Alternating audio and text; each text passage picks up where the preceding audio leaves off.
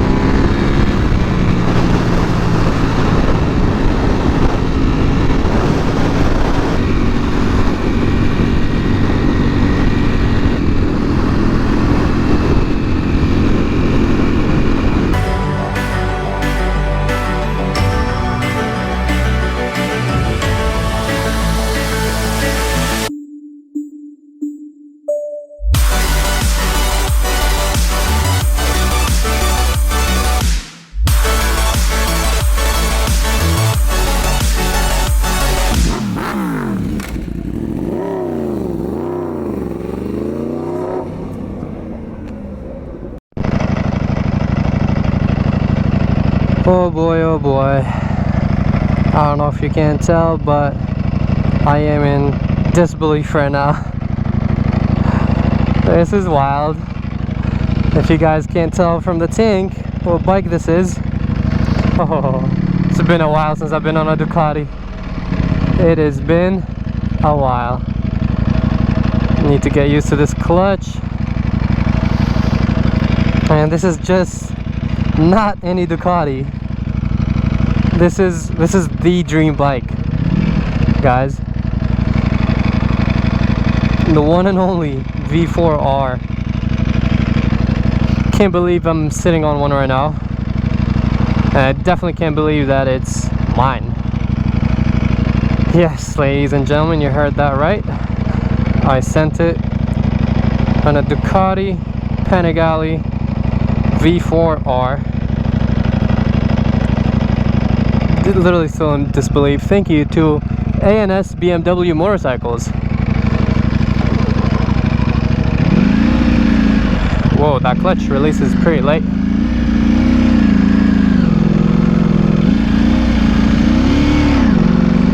Over revving like a mofo.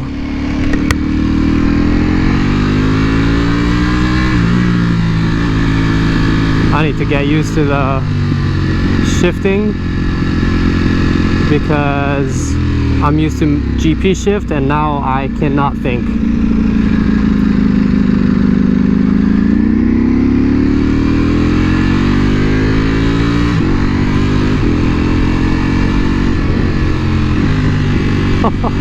That auto blipper.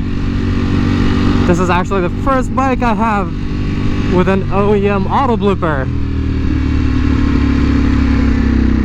I have this bike on street mode with the traction control up, everything on safety, because I am very nervous to ride this bike right now.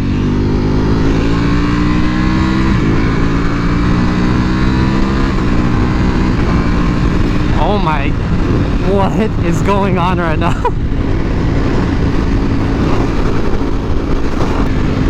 I am glad Ducatis run hot because I am currently in Sacramento, about 7 hours away from where I live. I don't know, I can't talk, guys. I've been teasing you guys the past few times about my next bike, and I genuinely didn't know that I would be getting a V4R. I mentioned in one of the videos that if I do come across a good deal on a V4R, I'm not gonna be like, I'm gonna do my best to send it. And here I am, I sent it, boys. Definitely still in like denial. I don't know, like the whole thing feels like a dream, partially because we left my place at midnight because it was a 7-hour drive, but we had to stop, make some stops to charge and all that. So the whole drive took actually about like 9 hours till we got here. A little bit more, because I did end up taking a little nap at a stop. I was like super dead, and the drive took us, yeah, literally, like, we got here at like 10 a.m.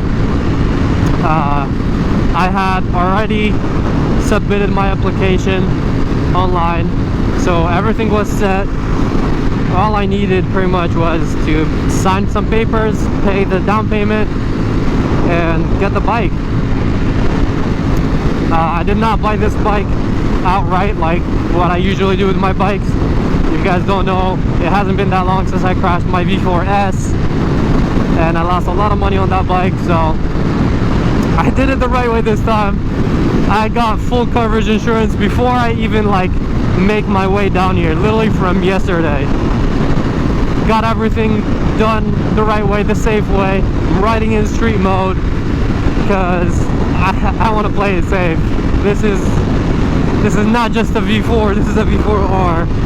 And if you guys have seen my last videos, you know that I've been talking non-stop how this is like one of my dream bikes up with the H2. Like, you know, besides the H2, this is my other dream bike.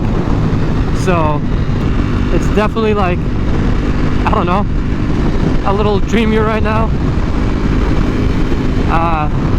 Like, in my head this could be a dream, between the lack of sleep and the fact that I'm riding a V4R in Sacramento, somewhere by San Francisco right now, is a little weird. I never thought this would happen. Again, I went to all these different dealerships and I saw a bunch of bikes, and I always told you guys, when I find the right bike, when I have that right feeling about it, that's when I want to do it.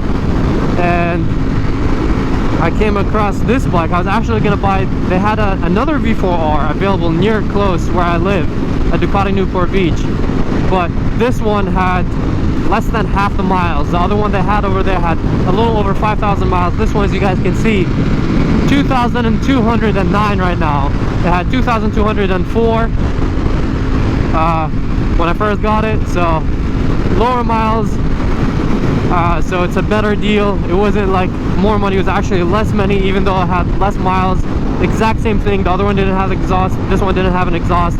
Kind of a good thing, because I can do like a build with it type of thing. So but yeah, boys and girls, I can't believe that I own Ducati Panigale V4R. Ever since they announced the SP, I like the SP, but I've mentioned that I am more of a fan of the V4R because it's more unique. It has more of like that special element to it, because of it's more of a like race bike. It's a different engine making more power. It's more similar to the Superleggera, and the V4 SP is more similar to the V4S, and that's why I like this bike more personally. And plus the fact that it's limited. They only made this bike in 2 years, 2019 and 2020. So I don't know, man, it just made sense to me, and it just happened, to be honest, guys. Like, this all happened within like 2 days. Ended up I applied for both bikes, the one that was in Ducati Newport Beach and this one. At first, obviously the one in Ducati Newport Beach, but before I commit to getting that one, I wanted to, you know, be smart, not make any decisions I'm gonna regret, and scope the market just one last time, and came across this one. Even though it was like 7 hours away from me, I was like, you know, if it's a better deal, lower miles, I feel better about like a bike with under 5,000 miles, because I know I'm gonna want to keep these bikes for as long as I can. So the goal was to get like as minimum mileage as possible, with obviously getting a good deal and not overpaying for the bike.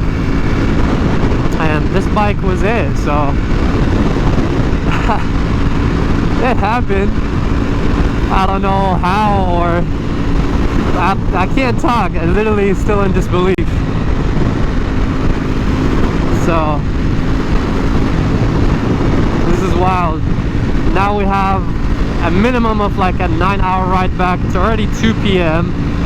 and we definitely still have at least like 8-9 hours with the stops that we're gonna make, if not 10. So I'm debating if we should spend the night here somewhere in San Francisco, maybe do a little ride around here, a little San Francisco vlog. For once I can go anywhere I want because, well, I just dodged whatever was coming my way. This bike is completely stock, like it just has a fender eliminator, which is not something cops bother you about because the plate is all visible and everything. So stock exhaust, so I wouldn't get bothered too much. I can take this bike anywhere. So I might do a little vlog somewhere here if we spend the night.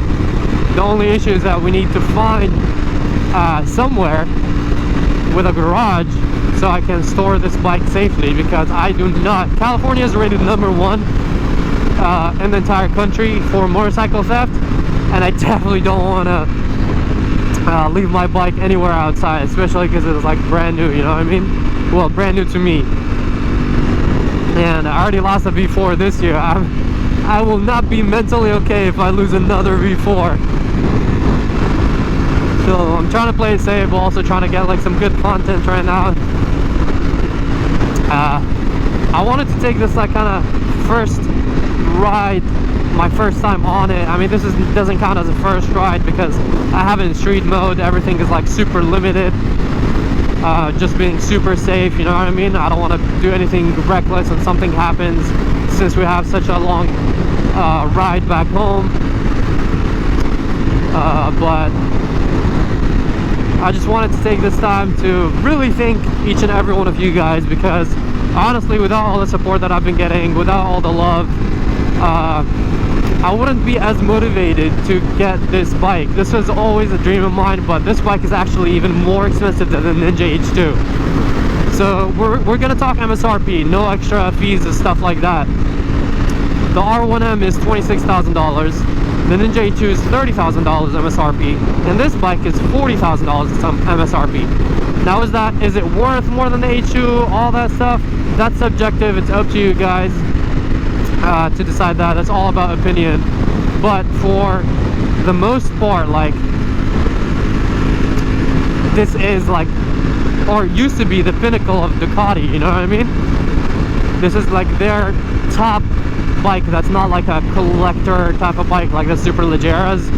Those are kind of like their very extreme bikes, but these are like $100,000, or the older ones are like probably $70,000-$80,000, which is just insane in my opinion for what you're getting. Obviously for the rich people that want to get those and collect them, that makes sense.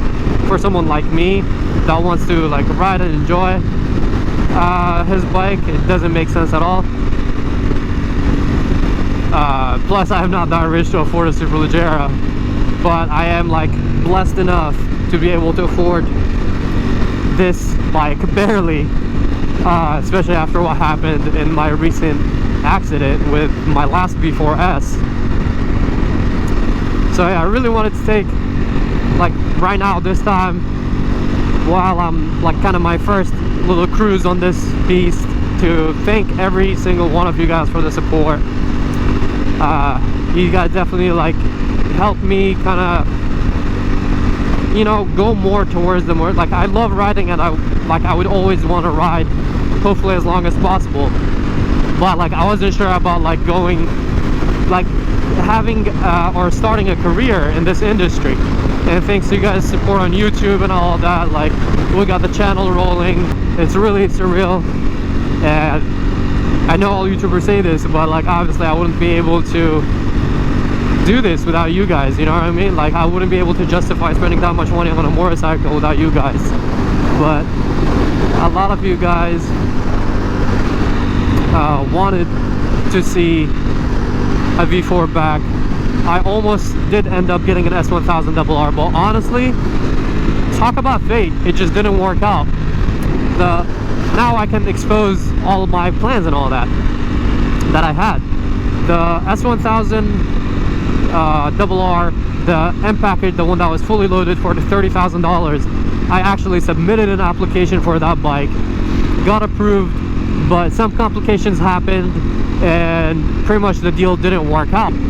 And I did the exact same process with Ducati and it worked out. So talk about fate. Like, it wasn't meant to be for me to get a BMW, because I don't know, like my heart was always with Ducati, as you guys knew. I missed my V4S, my full carbon fiber V4S that I destroyed. Missed that bike a lot, and I've always like wanted one of those. Well, just a V4, let alone a V4R. Like, that was the dream, and now it still feels like a dream that I'm riding it. Like, in my head at any moment I could just like wake up and be like, ah, makes sense that this was a dream, but at least I enjoyed the dream. But I don't know like, this is the reality. It's a little, you know, unbelievable, just because of how fast it happened. The fact that we are in San Francisco, complete opposite of the state where I live, and I'm riding this bike around here. Look at the mileage, 2222. Documented. Hopefully, yes, it is. Oh, I miss how light Ducatis are. If you guys, for the OG fans that know or remember the videos of, oh, I was trying to downshift but GP shift, which you know, used to, and I was trying to like go up because that's how you downshift with GP shift, and I was like, why is it not happening? Wow, I don't know where we are, but this looks kind of cool. It's like a city. So yeah, upshift. The good news is that I still have some parts that I got for my last V4 that I never got to put on the V4 since I crashed it. Whoa, these brakes are touchy. I did not expect that at all. Alright, I need to be careful with that. Whew. Does this bike get hotter than the V4S? Because it sure feels like it. Oh, my hip is cramping. I need those aftermarket rear sets. I'm too tall for this, to be going around parking lots on a new bike. I'm too tense right now. Well guys, I'm gonna sign out here. Thank you for watching this short kind of intro video, and just pretty much just wanted to make this thank you guys and document the first little cruise I do on this bike. I'll catch you guys in the upcoming ride, next video. See you in a little bit. Ride safe.